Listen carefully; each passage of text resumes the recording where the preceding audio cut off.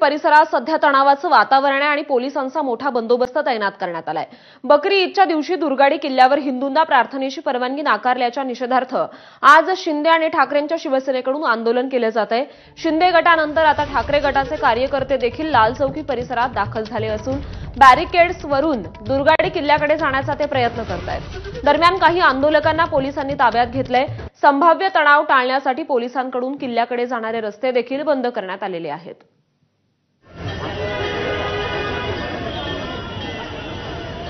आणि या संपूर्ण परिस्थितीचा आढावा आमच्या प्रतिनिधींनी घेतलाय, पाहूया।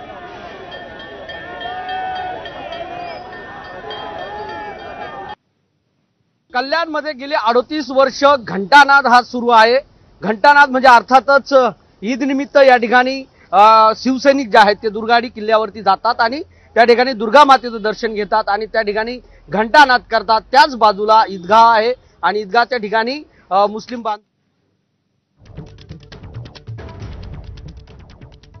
तर कल्याणच्या लाल चौकी परिसरात सध्या काही आंदोलकांना पोलिसांनी ताब्यात घेतलेले आहे। दुर्गाडी किल्ल्यावर हिंदूंना प्रवेश नाकारल्यामुळे इथे सध्या ठाकरेंच्या आणि शिंदेंच्या शिवसेनेकडून आंदोलन केले जात आहे। ही लाईव्ह दृश्य आपण पाहतोय कल्याणमधून। इथे सध्या